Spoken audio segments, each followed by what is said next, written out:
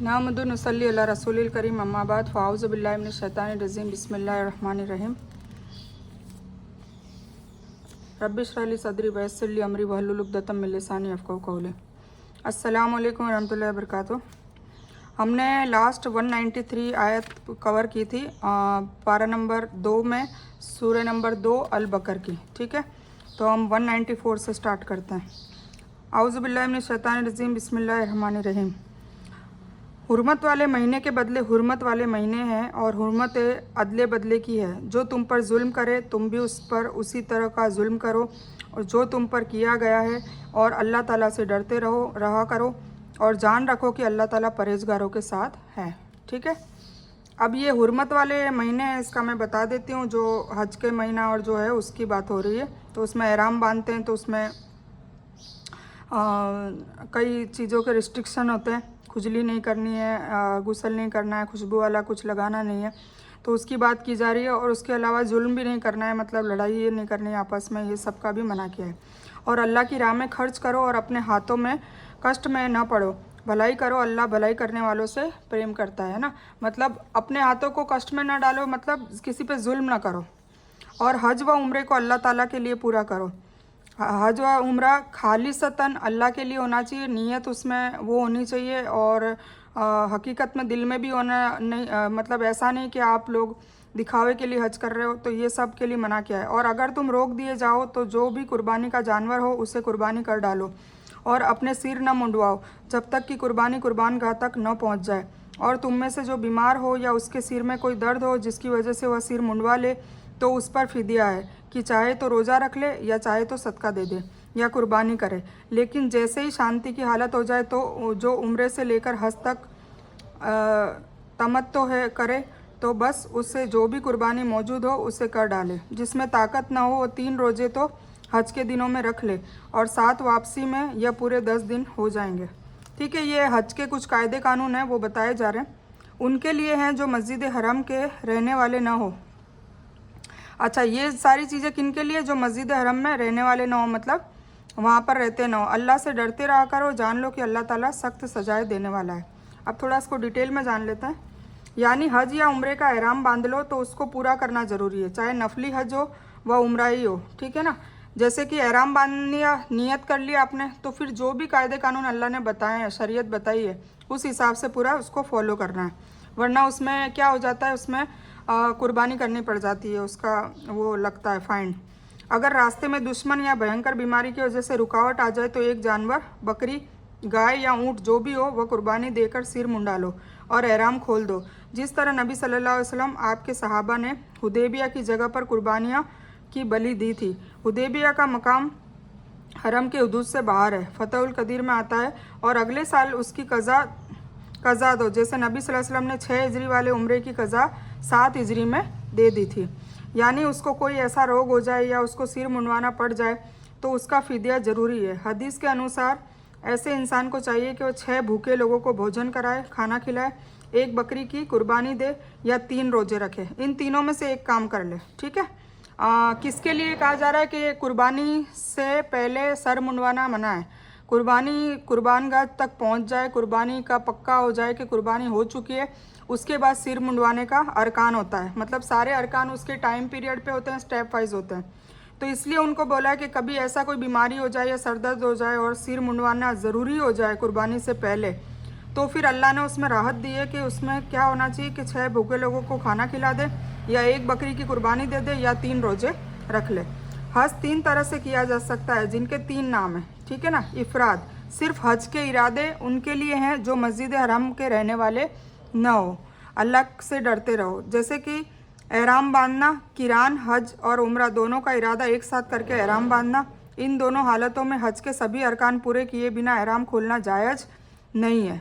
ठीक है, हज तमत्तो ये तीसरा है। इसमें भी हज और उम्रा दोनों का इरादा होता है, लेकिन पहले केवल उम्रा का इरादा करके एहराम बांधा जाता है और फिर उम्रा करके एहराम खोल दिया जाता है। और फिर 6 जिल्हज्जा को ही हज के लिए मक्का से दोबारा एहराम बांधा जाता है।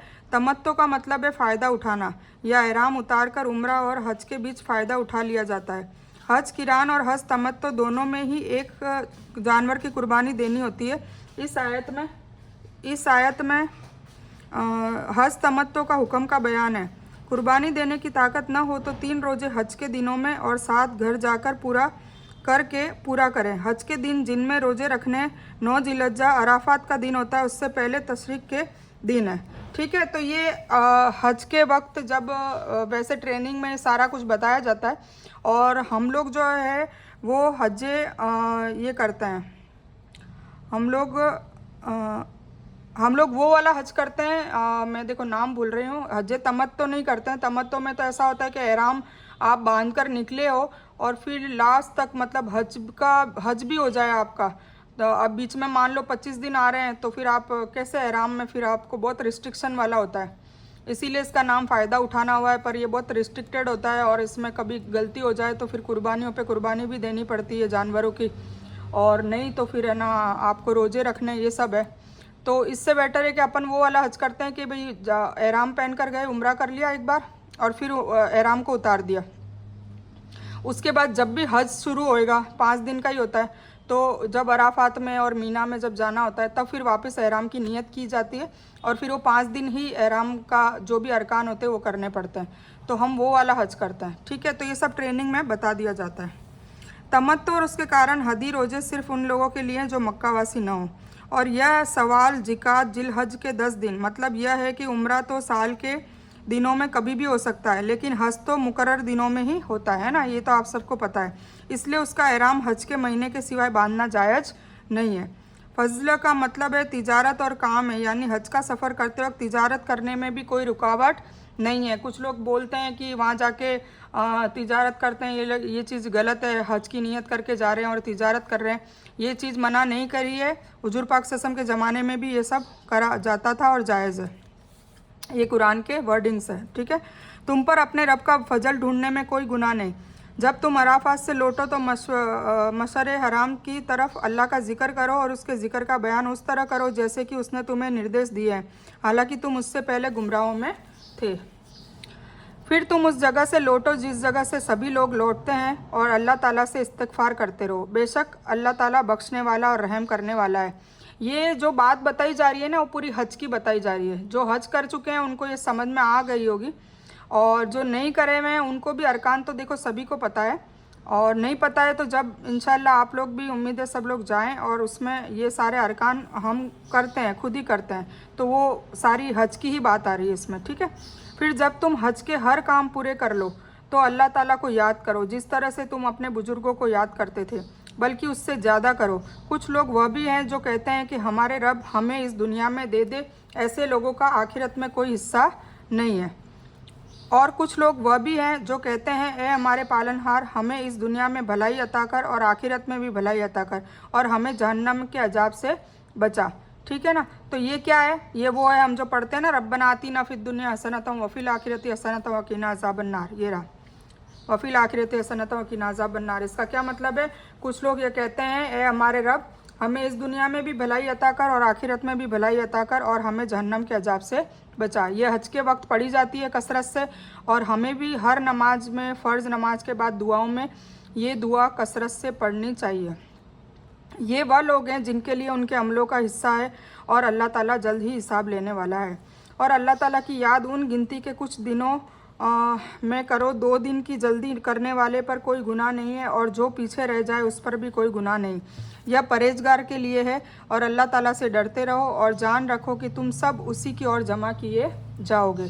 ठीक है ना, हम सब चीज़ें कर रहे हैं, अच्छी बातें कर रहे हैं, नेक अखलाक कर रहे हैं, फ़र्ज़ इबादतों को भी पूरा कर रहे हैं, ये सब क्यों कर रहे हैं? आखिर हमारा पॉइंट ऑफ व्यू क्या है, हमारा टारगेट क्या है? अल्लाह को राज़ी करना।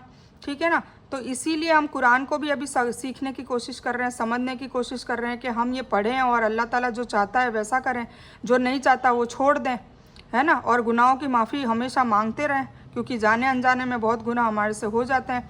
इसीलिए नमाज को 5 वक्त करा है कि फजर से लेकर जोहर तक अगर जाने अनजाने में सगीरा गुनाह हो रहे हैं, कबीरा तो नहीं माफ़ होते पर सगीरा हो रहे हैं, तो वो गुनाह झड़ जाता है। रुकू और सजदा लंबा करने का भी इसलिए कहा है कि जितना रुकू लंबा करोगे, जितना सजदा लंबा करोगे, तो आपके गुनाह झड़ते जाएंगे। ठीक है, तो इसीलिए ये जो नमाजी होता है उसके हिसाब किताब बड़ा आसान होता है। पर ऐसा नहीं है, नमाजी कि नमाज भी 100% सही होनी चाहिए, सुन्नत तरीक़ों से होना चाहिए, प्लस नमाज में वो जो भी अरबी में पढ़ रहा है वैसा उसका अखलाक, उसका किरदार उसकी ज़िंदगी में भी होना चाहिए, वो असली नमाजी कहलाता है। ठीक है।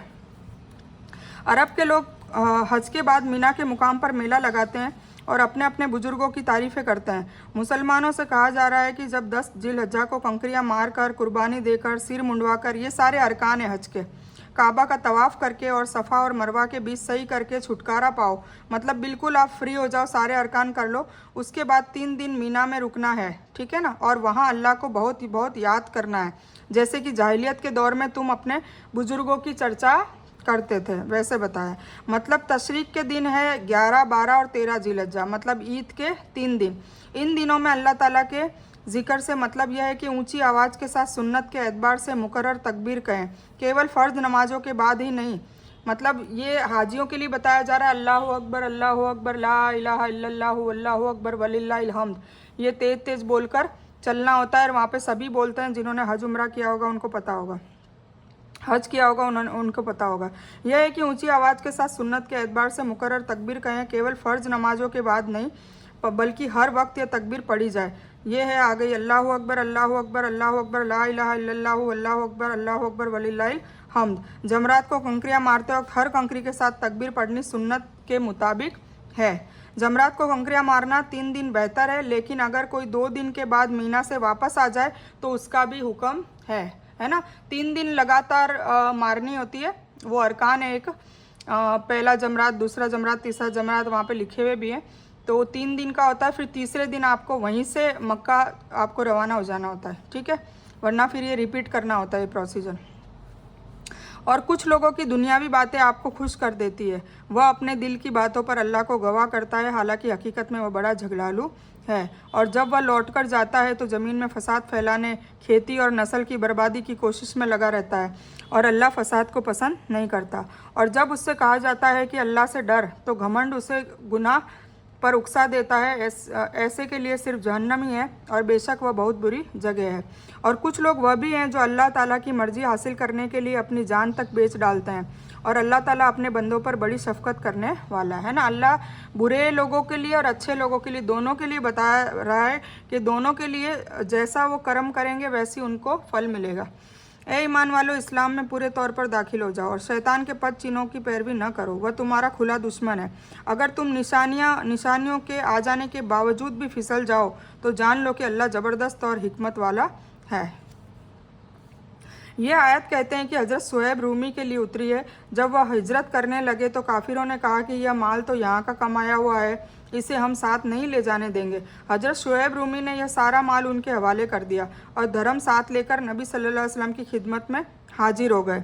आप सल्लल्लाहु अलैहि वसल्लम ने सुनकर कहा, शुएब ने फ़ायदेमंद तिजारत किया। 2 बार कहा ऐसा, ठीक है, ये फतहुल कदीर में आता है। ईमान वालों को कहा जा रहा है कि पूरी तरह से इस्लाम में दाखिल हो जाओ। इस तरह ना करो कि जो बातें तुम्हारे अपने फ़ायदे की और मन के मुताबिक है उसे तो तुम अपना लो, बाकी को छोड़ दो। इसी तरह जो बातें तुम छोड़ आए हो उसे दीन इस्लाम में मिलावट करने की कोशिश ना करो, बल्कि सिर्फ दीन इस्लाम के कानून को पूरी तरह से अपना लो। आ गई ना बात। अल्लाह ताला क्या कह रहा है, ईमान वालों से क्या कहा जा रहा है कि इस्लाम में पूरी तरीके से दाखिल हो जाओ। मतलब इस्लाम के जो भी कायदे कानून है, जो भी कुरान, सुन्नत और हदीस बताती है, अगर हमें पहले नहीं पता था वो बात अलग है, पर अब पता चल गया है तो फिर हमें उसमें पूरे के पूरे दाखिल होना है। ऐसे नहीं कि कुछ आयतें हमारे फ़ायदेमंद है, जैसे विरासत की आयतें आती है, जैसे छूट की आयतें आती है, तो वो सारी चीज़ें हम अपना लें, और जिसमें मुशक्क़त है, जिसमें हमें माल की कुर्बानी देनी पड़ जाए, या जिसमें जान की कुर्बानी देनी पड़ जाए, या जिसमें इज्जत हमारी जा रही हो, ऐसे कामों में हम उस आयतों को न माने, ये बहुत बुरी चीज़ है और ये अल्लाह को बिल्कुल पसंद नहीं है। ठीक है, तभी इस्लाम को पूरा अपनाएंगे, तब हम पूरे के पूरे मुसलमान कहलाए जाएंगे।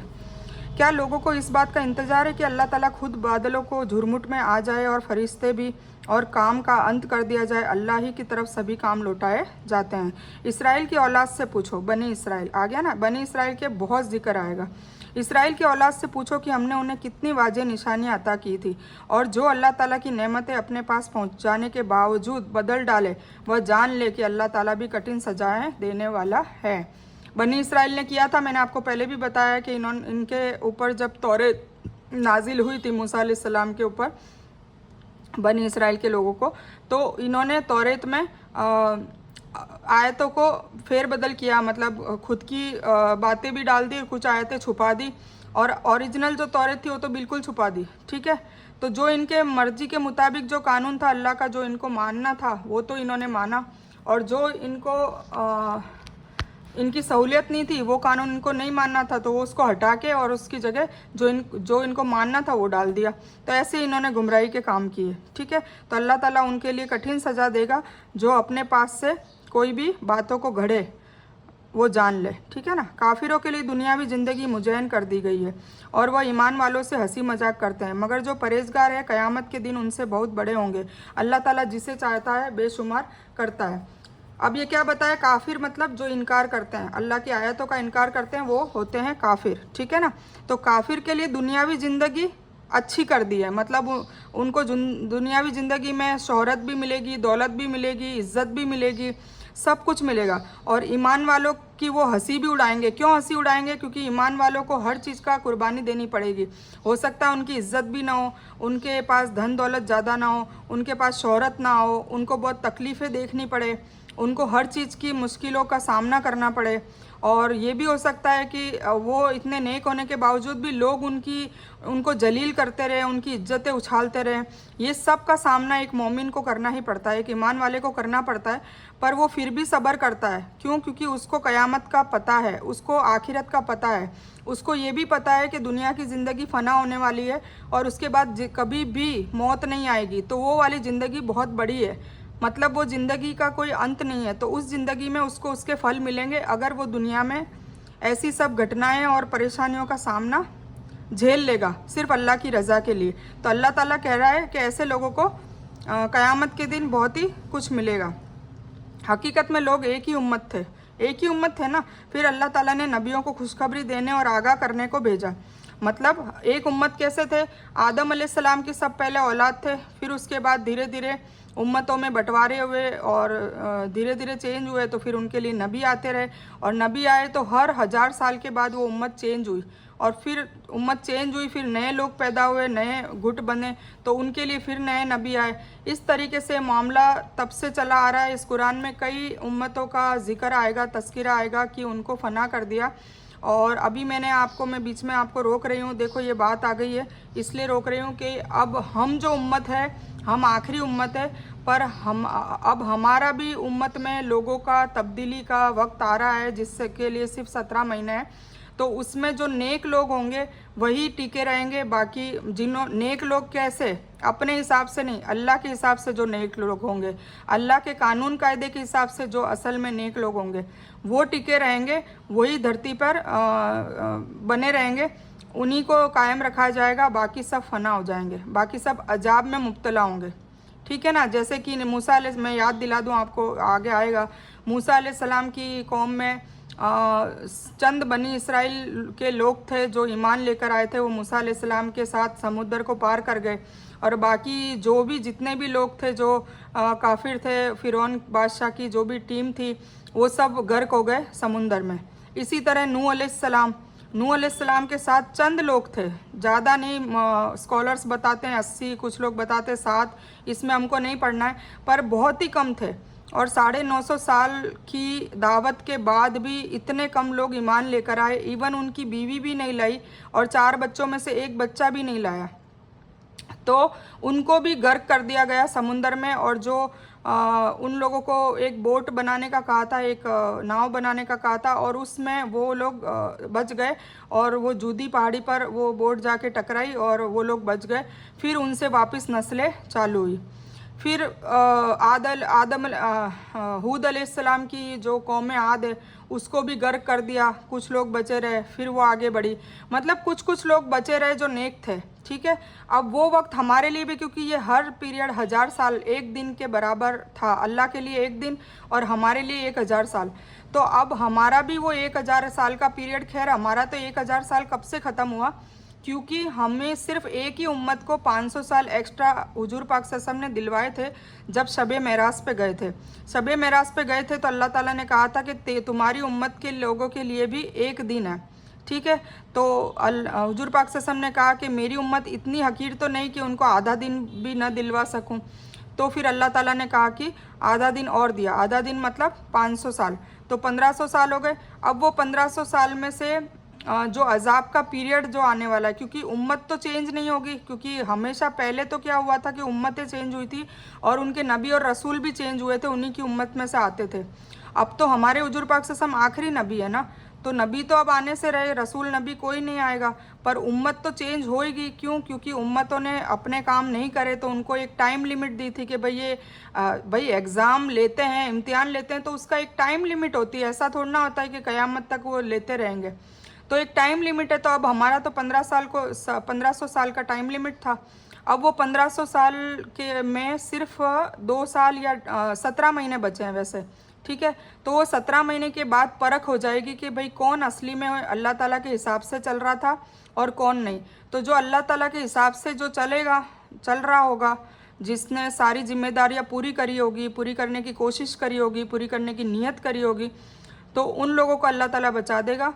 और उसके अलावा जो भी होंगे वो सारे गर्क होंगे और अजाब में मुब्तला होंगे। तो हमें ये गौर व फिक्र करने की ज़रूरत है, इसलिए मैंने बीच में ये बात कह दी और मैंने अभी ऑडियो भी आपको भेजा है, तो प्लीज़ उसका जवाब भी दें और उसमें शिरकत करें, अपने आप को और अपने परिवार को अजाब में न डालें। तो हम आगे बढ़ते हैं। काफिरों के लिए दुनियावी ज़िंदगी मुज़य्यन कर दी है और ईमान वालों के लिए वो हंसी मजाक भी करते हैं, मगर जो परहेजगार है क़यामत के दिन उनसे बहुत बड़े होंगे, है ना। तो ये काफिरों से बहुत बड़े होंगे, उनके मर्तबे बहुत बड़े होंगे, उनके महल होंगे, चांदी सोने के महल होंगे, उनके पास बड़े बड़े फार्म हाउस होंगे।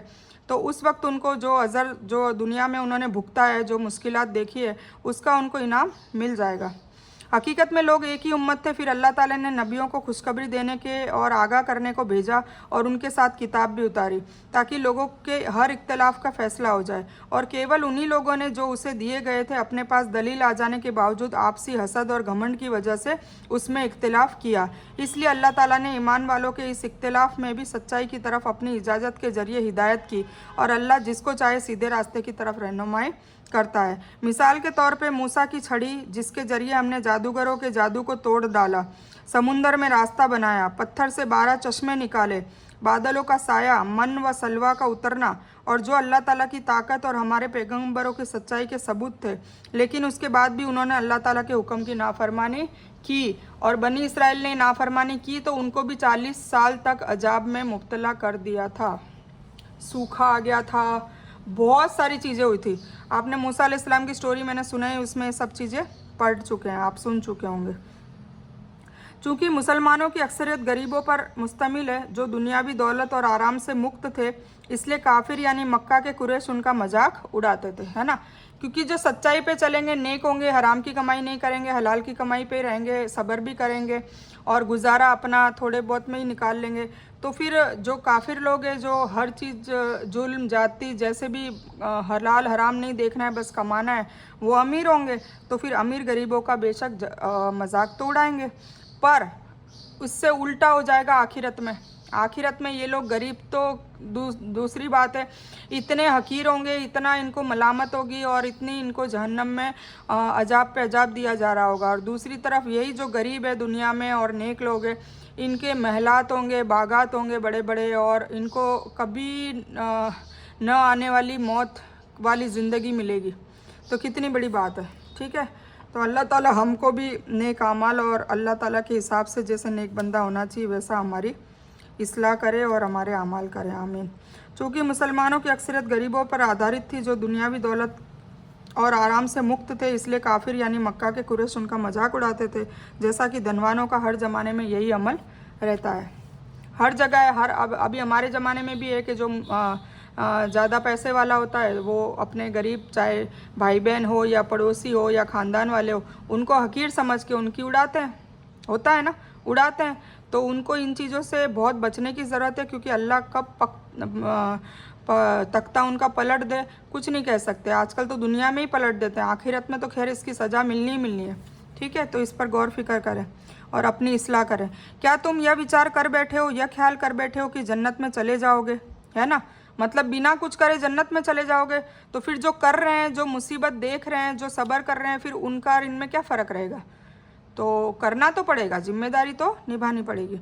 तो क्या तुम यह ख्याल कर बैठे हो कि जन्नत में चले जाओगे, अगरचे अब तक तुम पर वह हालत नहीं आई जो तुमसे अगलों पर आई है। मतलब अभी तुम वैसे अजाब में अभी मुब्तला ही नहीं हो, इसलिए तुम्हें कुछ पता ही नहीं है, और वो पीरियड अब आने वाला है। तो जब आएगा उसके बाद तो तौबा के दरवाजे बंद हो जाएंगे, उसके बाद तौबा भी नहीं कबूल होगी, फिर क्या करोगे? तो अभी से सतर्क होने की ज़रूरत है। उन्हें गरीबी और बीमारी पहुंची थी, ठीक है, पहले मतलब सूखा पड़ गया, अल्लाह ने कई तरह के अजाब डाले थे कि उनको हर चीज़ से बेचैनी हो गई। वहाँ उन्हें गरीबी भी मिली, बीमारी भी पहुंची, यहाँ तक कि झंझोड़े गए कि रसूल और उनके साथ ईमान वाले लोग कहने लगे कि अल्लाह की मदद कब आएगी। सुन रखो कि अल्लाह की मदद करीब ही है। मतलब ईमान लाने वालों को के लिए भी इम्तिहान है कि उन्हें सब्र करना है। अल्लाह ताला अगर सब्र करेंगे तो अल्लाह ताला की मदद ज़रूर आएगी, बहुत जल्दी आएगी। आपसे पूछते हैं कि वह क्या खर्च करे, आप कह दीजिए कि जो माल तुम खर्च करोगे वह माँ बाप के लिए, रिश्तेदारों के लिए, यतीमों के लिए, गरीबों के लिए, मुसाफिरों के लिए, और तुम जो कुछ भलाई करोगे अल्लाह ताला उसका इल्म रखता है ना। मतलब अल्लाह की राह में खर्च करते रहो। तुम पर जिहाद फ़र्ज किया गया है, अगरचे कि वह तुम्हारे लिए कठिन मालूम होता है। हो सकता है कि तुम किसी चीज़ को बुरी जानो और हकीकत में वही तुम्हारे लिए भली हो, और यह भी हो सकता है कि तुम जिस चीज़ को अच्छी समझो वह तुम्हारे लिए बुरी हो। सच्चा इल्म किसको है? सिर्फ़ और सिर्फ अल्लाह ही को है, तुम सिर्फ अनजान हो। कई बार होता है मसले मसाइल में कुछ चीज़ें हमारे लिए दुनियावी हिसाब से अगर कोई बुरी हो जाती है तो हम सोचते हैं कि हमारे साथ बुरा हो रहा है, पर हकीकत में वो अच्छा हो रहा होता है, क्योंकि अल्लाह को सारी चीज़ें पता होती है, अल्लाह को आने वाले फ्यूचर की बातें भी पता होती है। तो फिर हम कुछ टाइम बाद, 6 महीने 8 महीने बाद, हमें खुद को भी एहसास होता है कि ये चीज़ हमारे साथ गलत हुई थी, आज इससे हमें फ़ायदा हुआ है और अब हमारे लिए अच्छा हो रहा है। मदीना की और हिजरत से, मदीना मजहब इस्लाम कबूल करने की वजह से जो हिजरत हुई है, उसके बाद मुसलमानों को यहूदियों, मुनाफिकों और अरब के मूर्ति पूजकों के जरिए कई तरह के कष्ट और कठिनाइयाँ पहुँचने के बाद कुछ मुसलमानों ने नबी सल्लल्लाहु अलैहि वसल्लम से शिकायत की थी, है ना। बहुत ज़्यादा परेशान हो गए थे, तो फिर वो हुजूर पाक सल्लल्लाहु अलैहि वसल्लम से शिकायत करने लगे कि जिस पर मुसलमानों को अल्लाह ताला ने ये आयत उतार कर फिर तसल्ली दी कि उन्हें घबराने की ज़रूरत नहीं है, उनकी मदद, अल्लाह ताला की मदद जल्दी आने वाली है। और ख़ुद नबी सल्लल्लाहु अलैहि वसल्लम ने भी फरमाया कि तुमसे पहले लोगों को उनके सिर से लेकर पैर तक आगे से चीरा गया और लोहे की कंघी के द्वारा उनका गोश्त खुरचा गया, लेकिन यह जुल्म और तकलीफ़ें भी उनको अपने दीन से नहीं फिरा सकी। सोचिए, बनी इसराइल की कौम ने कई नबियों को कत्ल कर दिया, रसूलों को कत्ल कर दिया, कई नेक लोगों ने मतलब दीन पे रहने के लिए उनको उनका गोश्त भी लोहे की कंघी से खुरचा गया, पैर तक, उनके सिर से पैर तक आगे से चीरा गया, फिर भी वो अपने दीन पर जमे रहे। मतलब इतनी कठिनाई होने के बावजूद भी तो अल्लाह तो हुजूर पाक से भी उनको समझा रहे हैं कि तुम पे तो इतनी कठिनाई आई भी नहीं है, ठीक है। खैर सहाबाओं ने भी बहुत जुल्म सहे, हम तो वो भी जुल्म नहीं सह पाते, ठीक है, तो उनका भी बहुत बड़ा अज़र मिलेगा इन लोगों को। फिर फरमाया कि अल्लाह की कसम, अल्लाह ताला इस मामले को पूरा करेगा। मतलब जिस पे जुल्म हुआ है उसका हिसाब किताब ऊपर ज़रूर होगा, इसलिए हर बंदे को बचना चाहिए कि वह अपने हाथों से या अपनी ज़ुबान से या अपने किसी भी हिसाब से सामने वाले पर जुल्म न करे, किसी को सताए नहीं, उसका जवाब उसको मैदान हशर में देना पड़ेगा। यहाँ तक कि एक सवार सना से यमन की राजधानी हजर मूद तक अकेला सफ़र करेगा और उसे अल्लाह के सिवा किसी का डर ना होगा। मतलब नेक लोगों के लिए अल्लाह कह रहा है कि मैं तुम्हारे साथ हूँ, तुम्हें डरने की ज़रूरत नहीं है।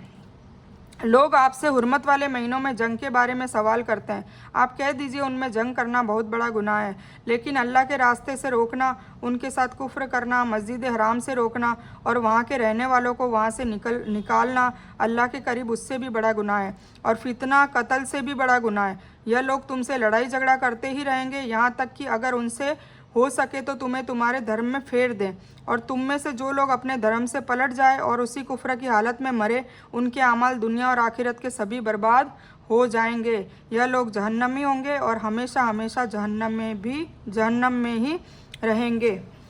तो क्या है? रजब, जिलकिदा, जिलहज्जा और मुहर्रम, ये 4 महीने हैं जिनमें जाहिलियत में हुर्मत वाले महीने माने जाते थे, जिनमें कत्ल और जंग करना अच्छा नहीं समझा जाता था। इस्लाम ने इनके एहतराम को उसी तरह रखा है। मतलब पहले यही मानते थे तो अभी भी वही चीज़ रखा है कि भाई इस महीनों में जंग वगैरह नहीं होगी। जब ये अपनी चालों और साजिशों और तुम्हें मुर्तद मतलब इस्लाम धर्म से फेरने वाला बनाने की कोशिश से रुकने वाले ये लोग नहीं हैं, तो फिर तुम उनसे सामना करने में हुर्मत वाले महीने की वजह से क्यों रुक रहे हो? मतलब अगर ऐसा नहीं है तो फिर तुम कर सकते हो जब ज़रूरत पड़े। जो इस्लाम धर्म से पलट जाए यानी मुर्तद हो जाए, इस्लाम को छोड़ दे, तो और फिर माफ़ी भी ना मांगे मरने से पहले, तो उसकी दुनियावी सज़ा कत्ल है, उसे मतलब कत्ल करना वाजिब हो जाता है। हदीस में है, ये हदीस में आया है, ठीक है। इस आयत में उसके आखिरत की सज़ा का भी बयान है।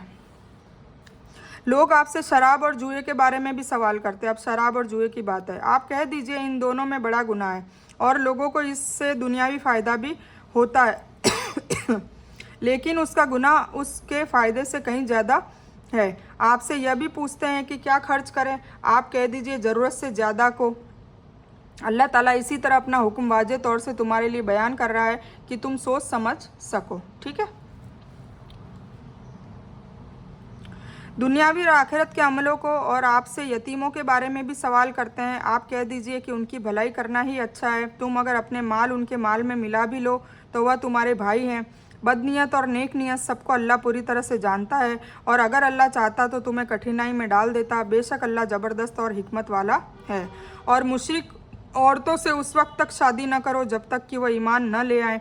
ईमान वाली लौंडी भी मुशरिक आज़ाद औरत से बेहतर है, ठीक है ना। अगर मुशरिक औरतें अगर ईमान नहीं लाती तो इससे बेटर है कि तुम गरीब लड़की से या इवन दासी से भी तुम शादी कर लो। मुशरिक आज़ाद औरत से वो लाख दर्जे बेहतर है। अगरचे कि तुम्हें मुशरिक ही अच्छी लगती हो और न मुशरिक मर्दों को अपनी औरतों से विवाह करने दो, है ना। अपनी औरतों से मुशरिक मर्दों को भी विवाह न करने दो जब तक कि वह ईमान न ले आए। ईमानदार गुलाम उसी तरह जैसे लौंडी का बोला, इसी तरह ईमानदार गुलाम आज़ाद मुशरिक मर्द से अच्छा है, अगरचे कि तुम्हें मुशरिक अच्छा लगता भी हो। ये लोग जहन्नम की तरफ बुलाते हैं और अल्लाह जन्नत की तरफ और मगफिरत की तरफ अपने हुक्म से बुलाता है। वह अपनी निशानियाँ लोगों के लिए बयान कर रहा है ताकि नसीहत हासिल करे। अब अपन समझ लेते हैं थोड़ा। जब यतीमों के माल जुर्म करके खाने वालों के लिए सख्त सज़ा का हुक्म आया है ना, पेटों में आग भर रहे हैं, इतनी बोल दिया है, तो सहाबा डर गए। जब यतीमों के बारे में आया तो सहाबा बहुत डर गए और यतीमों की हर चीज़ उन्होंने अलग कर दी, यहाँ तक कि खाना पीना भी उन्होंने अलग कर दिया। ये थे अखलाक, ये था ईमान। अगर उनके खाने पीने की चीज़ बच भी जाती तो उसको इस्तेमाल में न लेते, जिससे वह चीज़ ख़राब भी हो जाती, इस डर से कि कहीं इसकी सज़ा के हकदार हम न बन जाए। देखो कितना खौफ था अल्लाह का। इस पर यह आयत उतरी है, ठीक है, कि भाई अगर आपकी नीयत अच्छी है तो इसमें कोई हर्ज नहीं है। मुशरिक औरतों से मुराद मूर्ति पूजक और मुशरिक औरतें हैं, क्योंकि जो गैर अल्लाह को मानती है, अल्लाह के सिवा किसी और को की पूजा पाठ करते हैं, उन लोगों के लिए। क्योंकि किताब वाले यहूदी और ईसाई औरतों से शादी करने का हुक्म कुरान ने दिया है ना। मतलब जो मूर्ति पूजा करते हैं उनसे मना है। अगर यहूदी और ईसाई हैं तो उनसे कुरान ने हुक्म दिया है। लेकिन किसी मुसलमान औरत की शादी अहले किताब मर्दों से नहीं हो सकती। लेकिन मुसलमान औरत वहाँ नहीं जा सकती। क्यों? क्योंकि औरत को सामने वाले का धर्म अपनाना पड़ता है, इन्फ्लुएंस भी बहुत ज़्यादा होता है ना। ऐसा बहुत कम देखा गया है कि औरत गई और उसके हिसाब से आदमी चल रहा है, इसीलिए मना है ये, ठीक है। पर औरतें आ सकती है क्योंकि हम उनका चेंज कर सकते हैं, उन्हें इस्लाम में ला सकते हैं। और अगर पर वैसे भी मना किया गया है क्योंकि फ़र्क तो बहुत पड़ता है। फिर भी हज़रत उमर रज़ियल्लाहु ताला अन्हु ने मसलतन यहूदी ईसाई औरतों से शादी करना अच्छा नहीं समझा है। उमर रज़ियल्लाहु ताला ने तो वो भी अच्छा नहीं समझा है कि मुस्लिम से मुस्लिम की ही शादी हो। और आपसे माहवारी के बारे में भी सवाल करते हैं। अब ये मतलब देखो, सूरह बकर में सारे मसले मसाइल का जवाब है, सारे। इसीलिए सूरह बकर और एक सूरह आले इमरान में भी सारे मसले मसाइल है। तो ये दोनों अगर इससे, इसीलिए वो एक रिवायत में भी आता है कि ये दोनों सूरतों से अगर मोहब्बत हो जाए, मोहब्बत होने का क्या मतलब है? मतलब इनको समझना और फिर समझ के इन सारी चीज़ों पर, मसलों पर अमल करना और फिर लोगों तक भी बताना, ये होती है असली मोहब्बत। तो मोहब्बत करेंगे तो ये दोनों सूरतें ही हमें बचाने के लिए काफ़ी हो जाएगी। मतलब उनकी शफात काफ़ी हो जाएगी, वो इतनी ज़िद से हमें बचाएगी मैदान हशर में, ठीक है। क्यों क्यों क्यों कहा गया है? क्योंकि इस सूरतों में, ये दोनों सूरतों में तकरीबन सारे कायदे कानून बता दिए गए हैं। ठीक है, वैसे तो पूरे कुरान में है थोड़े थोड़े, पर तकरीबन सारे कायदे कानून इन 2 सूरतों में आ जाते हैं। इसलिए इन 2 सूरतों को बहुत अच्छे से समझने की ज़रूरत है, ताकि हमारी अखलाक में भी चेंज आए और हमारी किरदार में चेंज आए, और हमारी जो ज़िंदगी हम जी रहे हैं उसमें मसले मसाइल में हमें कैसे जीना है वो अल्लाह ताला ने बता दिया। तो और आपसे माहवारी के बारे में सवाल करते हैं, कह दीजिए वह गंदगी है। माहवारी के वक्त औरतों से अलग रहो, और जब तक वह पाक ना हो जाए उनके करीब भी ना जाओ। हाँ, जब वह पाक हो जाएं तो उनके पास जाओ, या जहाँ से अल्लाह ने तुम्हें इजाज़त दी है। अल्लाह माफ़ी मांगने वाले को और पाक रहने वाले को पसंद करता है। तुम्हारी बीवियाँ तुम्हारी खेतियाँ हैं, अपनी खेतियों में जिस तरह चाहो आओ और अपने लिए सवाब और अपने लिए आगे भेजो। अल्लाह ताला से डरते रहो, जान रखो कि तुम उससे मिलने वाले हो, और ईमान वालों को खुशखबरी सुना दीजिए। ठीक है ना। और अल्लाह ताला को अपनी कस्मों का इस तरह निशाना न बनाओ कि भलाई और परहेजगारी और लोगों के बीच सुधार करने को छोड़ बैठो, और अल्लाह ताला सुनने वाला और जानने वाला है। अब अपनी जवानी पर पहुंचने पर हर औरत को जो माहवारी का खून आता है उसे हैज़ कहते हैं। ठीक है ना, पीरियड्स को क्या कहते हैं, हैज़। और कई बार अप्राकृतिक रूप से गैर फितरी से बीमारी की वजह से जो खून आता है उसे इस्तेहाज़ा कहते हैं। वो एक अलग बीमारी है जिसका हुक्म व कानून हैज़ से बिल्कुल अलग है। ठीक है ना, मतलब क्या करना चाहिए क्या नहीं। हैज़ के दिनों में औरत को नमाज माफ़ है, रोज़ा रखने से रोका गया है, लेकिन उनके बदले दूसरे दिनों में रखना फ़र्ज है। मर्दों के लिए सिर्फ जिमा से रोका गया है, मर्दों के लिए हम बिस्तरी से रोका गया है कि ऐसे वक्त में औरतों के पास न जाएं।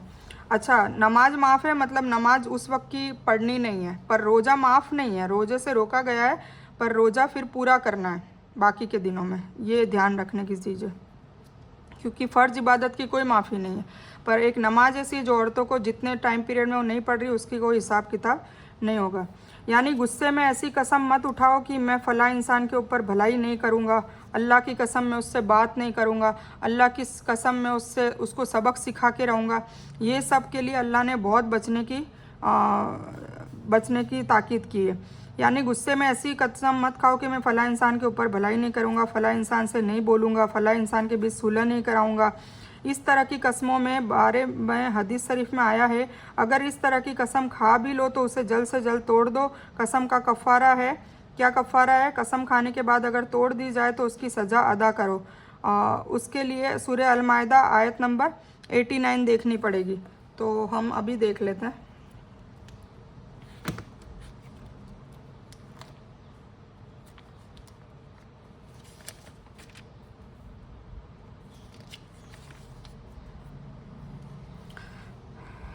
इसकी ये है, अल्लाह ताला तुम्हारी कस्मों में बेकार कस्मों पर तुमको नहीं पकड़ता, मतलब फालतू की कस्मों को नहीं पकड़ता। किसी की आदत ही हो बोलने की अल्लाह कसम तो उसको नहीं पकड़ता, लेकिन पकड़ उसकी करता है जो जिन कस्मों को मजबूत कर दे, मतलब बार यकीनन से और अच्छे होशो हवास में।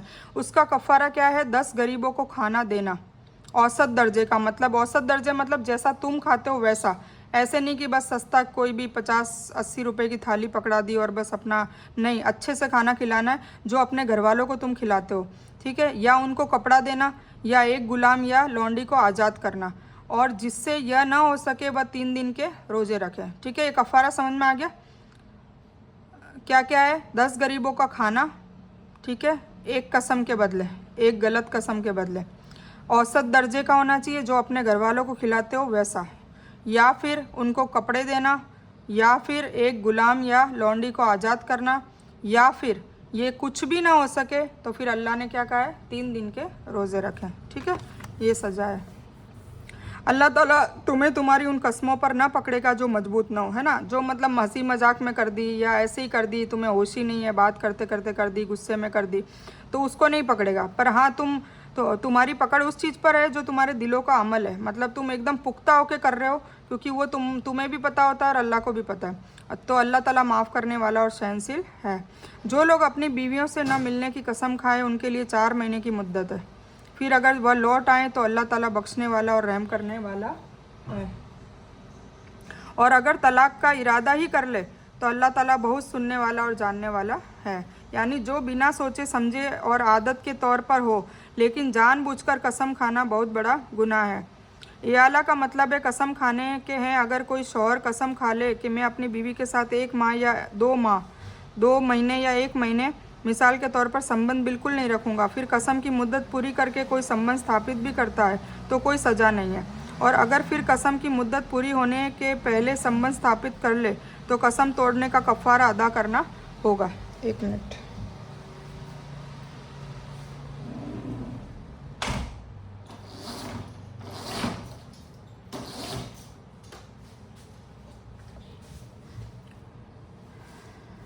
ठीक है, अभी तक समझ में आ गई। जो लोग अपनी बीवियों से मिलने की मतलब ये ऐसी भी कसम खा लेते हैं कई बार पति के, भाई मैं 1 महीने तेरे से बिल्कुल हम बिस्तरी नहीं करूँगा, 2 महीने तक नहीं करूँगा, तो फिर वो बोल दिया मान लो और फिर उसमें वो खरे भी उतरे, मतलब ऐसा नहीं कि कर ली तो कसम टूट गई तो उसका कफ़ारा देना पड़ेगा, और नहीं करा और फिर उसके बाद वो करते हैं हम बिस्तरी, तो कोई हर्ज नहीं है। अगर 4 माह की मुद्दत से ज़्यादा या बिना मुद्दत के कसम खाई गई है तो उनके लिए इस आयत में मुद्दत मुकर्रर कर दी गई। अब वह 4 माह बाद अगर चाहे तो संबंध स्थापित कर ले या उन्हें तलाक दे दे, ठीक है ना, तलाक भी दे सकते हैं। उसे 4 माह से ज़्यादा लटकाए रहने का हुक्म नहीं है, इससे ज़्यादा आप लटका नहीं सकते। पहली हालत में उसे कसम तोड़ने की सज़ा भुगतना पड़ेगा, और अगर दोनों में से कोई हालत नहीं अपनाएगा तो अदालत को उन दोनों में से किसी एक को अपनाने पर मजबूर करेगा कि वह उससे संबंध स्थापित कर ले या फिर तलाक दे दे, ठीक है, ताकि उस स्त्री पर, उस औरत पर जुल्म न हो, ताकि वो अपना फैसला कर सके। इद्दत देकर, तलाक की जो इद्दत होती है वो इद्दत पूरी करके वो दूसरी शादी कर सकती है। और अगर तलाक का इरादा ही कर ले तो अल्लाह ताला बहुत सुनने और जानने वाला है। अब तलाक के ऊपर मसले मसाइल है वो आप जान लेते हैं, ठीक है। तलाकशुदा औरतें अपने आप को 3 माहवारी तक रोकें, ठीक है ना, मतलब तलाक उनकी इद्दत क्या है वो बताई जा रही है, तो 3 माहवारी तक उनको रुकना है। उनके लिए जायज़ नहीं कि अल्लाह ने उनके रियम में जो पैदा किया है उसे छिपाए। अगर उन्हें अल्लाह ताला पर और क़यामत के दिन पर ईमान हो तो उनके शौहर को इस मुद्दत में उन्हें लौटा लेने का पूरा हक है। अगर उनका इरादा सुधार का हो तो औरत के भी वैसे ही हक हैं जैसे उन पर मर्दों के अच्छाई के साथ हैं। हाँ, मर्दों की औरतों पर फजीलत है और अल्लाह ताला ज़बरदस्त हिकमत वाला है। ये तलाक 2 बार है, फिर या तो अच्छाई से रोकना या जायज़ तरीके से छोड़ देना है, और तुम्हें उचित नहीं कि तुमने उन्हें जो दिया है उसमें से कुछ भी लो, है ना। अगर तुमने पहले कुछ दे दिया है तो तलाक के बाद आप कुछ भी वापस मांगने की हैसियत नहीं रखते, अल्लाह सख्त मना करता है। यह और बात है कि दोनों को अल्लाह के हुदूद कायम न रखने का डर हो, इसीलिए यदि तुम्हें डर हो कि यह दोनों अल्लाह के हुदूद कायम न रख सकेंगे तो स्त्री आज़ादी मतलब औरत आज़ादी हासिल करने के लिए कुछ दे डाले तो इसमें दोनों पर कोई गुनाह नहीं है। मतलब औरत अपनी मर्जी से कुछ दे दे तो इसमें कोई गुनाह नहीं है। यह है अल्लाह के हुदूद, होशियार, इनसे आगे न बढ़ना। और जो लोग अल्लाह के हुदूद का तजावुज करेंगे, मतलब अल्लाह की हदों से आगे बढ़ेंगे, वो है जालिम। इससे मुराद वह तलाकशुदा औरतें हैं जो गर्भवती भी न हो, मतलब हामला न हो, तो जिसे जीमा से पहले ही तलाक हो गई हो वह भी ना हो, मतलब ऐसी भी, और बूढ़ी भी ना हो जिसको माहवारी आना बंद हो गया हो, ठीक है ना। तो उनके लिए इद्दत क्या है? 3 माह। समझ गए? किन किन के लिए? गर्भवती ना हो, और जो गर्भवती है उनके लिए इद्दत क्या होती है कि जब तक बच्चा पैदा ना हो। मान लो 1 दिन बाद बच्चा पैदा हो रहा है तो उनकी इद्दत 1 दिन की ही रहेगी, और मान लो 6 महीने बाद पैदा हो रहा है तो उनकी इद्दत 6 महीने की रहेगी। ये वाली बात है। लौटाने से शौहर का मकसद अगर परेशान करना ना हो तो शौहर को इद्दत के अंदर लौटने का पूरा हक है, ठीक है ना। अगर इद्दत इसीलिए दी जाती है कि भाई ठंडे दिमाग से मान लो शौहर या बीवी दोनों राज़ी करना चाहे, वापस से निकाह करना चाहे, वापस से मेलजोल करना चाहे, अच्छे संबंध बनाना चाहे, तो उनको उसका हक है। बीवी के वली को इसमें रुकावट डालने का कोई हक नहीं है ना। मतलब फिर उस वक्त शौहर या बीवी दोनों के ही घर वाले उकसाते रहें कि नहीं नहीं अब तो तलाक ही लेनी है, बहुत हो गया, ये हो गया, नहीं, उनके जोड़ करवाने की कोशिश करें, तोड़ करवाने की कोशिश ना करें, ठीक है। यानी दोनों के हक एक दूसरे से मिलते जुलते हैं, जिनको पूरा करने के दोनों धार्मिक नियमों के प्रतिबंधित है। लेकिन मर्द को औरत पर फजीलत, प्राकृतिक शक्ति, फितरी ताकत में जिहाद और उसके हुक्म में फजीलत मर्द पे ज़्यादा है। जायदाद के बंटवारे में औरत से दुगना मर्द को तलाक और लौटाने का हक में हासिल है ना। क्यों? क्योंकि और जिम्मेदारियां भी देखो मर्द की ज़्यादा होती है, मर्द ताकतवर भी होता है, तो इसीलिए इस लिहाज से मर्द को फजीलत ज़्यादा है। बाकी औरत को भी काफ़ी छूट दे रखी है और काफ़ी औरत को हर चीज़ में उसको सहूलियत दे रखी है, ठीक है। यानी वह तलाक जिसमें शौहर को रुजू का हक है वह 2 बार है ना। रुजू भी कब कर सकते हैं? जब 2 बार आपने तलाक दे दी। तीसरी बार में फिर पहली बार तलाक के बाद भी और दूसरी बार तलाक के बाद भी शौहर अपनी बीवी से संबंध फिर से कायम कर सकता है। तीसरी बार तलाक देने के बाद ये संबंध स्थापित करने का बिल्कुल भी हक नहीं है, फिर इद्दत करनी होगी। यानी संबंध कायम करके उसे अच्छी तरह से बसाना, ठीक है। ऐसा नहीं कि बस कायम करना, उसको वापस से घरेलू उसको इज्जत देना, सारी कुछ चीज़ों की रिहाइशों की सारी चीज़ें देना, तो ये सारी मतलब एज अ बीवी उसको वापस रखना, यानी तीसरी बार तलाक देकर। इसमें खुले का बयान है जिसके अनुसार बीवी अपने शौहर से रिश्ता तोड़ना चाहे तो उस हालत में शौहर को हक है कि वो अपना मेहर वापस ले ले, ठीक है ना। अगर बीवी अपनी तरफ से तोड़ना चाहेगी तो फिर शौहर अपना मेहर ले सकता है जो उसने दिया हो। पति अगर रिश्ता तोड़ना न कबूल करे तो अदालत शौहर को तलाक देने का हुक्म करेगी। अगर वह उसे न माने तो अदालत शादी खत्म कर देगी। यानी यह खुला तलाक के जरिए भी हो सकता है और तोड़ने के जरिए भी। दोनों हालतों में इद्दत एक माहवारी है, ठीक है।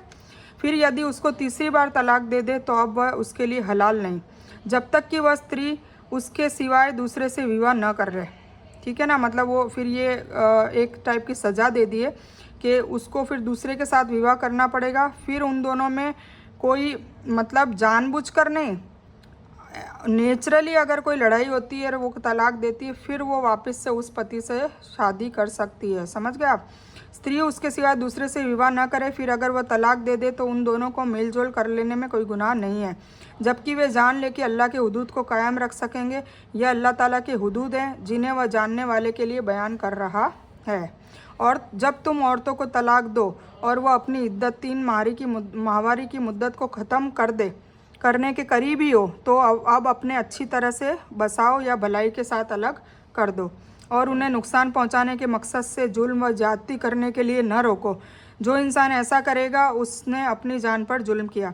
तुम अल्लाह के हुक्म का मजाक न बनाओ और अल्लाह की नेमत जो तुम पर है याद करो और जो कुछ किताब व हिकमत उसने उतारी है जिससे तुम्हें तालीम दे रहा है उसे भी, और अल्लाह ताला से डरते रहो, ठीक है। ये सारे तलाक के कायदे कानून हैं जो अल्लाह ताला ने खोल कर बयान कर दिए हैं और इतनी आसानी से बयान करें कि हम समझ ना सके, ऐसी कोई बड़ी बात है नहीं, ठीक है ना। फिर भी लोग इस चीज़ पे अमल नहीं करते हैं, अपनी अपनी सहूलियत के हिसाब से करते हैं।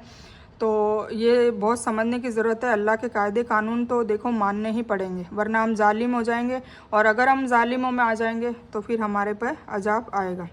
इस तलाक से मुराद तीसरी तलाक है। इसके बाद शौहर को न तो संबंध स्थापित करने का हक है और न शादी करने का। अब यह औरत किसी दूसरे मर्द से शादी करे, वह अपनी मर्जी से फिर तलाक दे या उसकी मौत हो जाए तो उसके बाद वह अपने पहले शौहर से शादी कर सकती है। लेकिन हमारे देश में जो इस प्रकार का हलाला है ये बहुत बड़ी रस्म हो चुकी है, बहुत बुरी रस्म हो चुकी है। मतलब बस संबंध करवा लेते हैं, नाउजुबिल्ला जीना होता है, वो जीना करवाते हैं और फिर बस वो एक दिन के लिए करवाते हैं, एक रात के लिए, और फिर वापस उसको, तो इसको हलाला कहते हैं। कुछ मूवियों में भी ऐसा दिखाया गया है। ये बिल्कुल अल्लाह ने नहीं कहा है, ये हमारे इस्लाम की बेहुरमती हो रही है और इस पर हमें आवाज़ भी उठानी चाहिए कि ये बिल्कुल नहीं। पर आवाज़ भी उठाए कैसे, हमारे मुसलमान लोग ही ये करते हैं तो आवाज़ कैसे उठा सकते हैं, क्योंकि उन्हें पता ही नहीं है। और हमारी आलिमों की ये गलती है कि वो बताते नहीं हैं, उन्हें तो सारा पता है ना। लेकिन हमारे देश में जो हलाला करने की बुरी रस्म है, नबी सल्लल्लाहु अलैहि वसल्लम ने ऐसे हलाला करने और कराने वाले पर लानत की है, क्योंकि ये जीना के बराबर का गुनाह है। हलाला की वजह से की गई शादी शादी नहीं होती, यह होता है जीना। आ गया ना।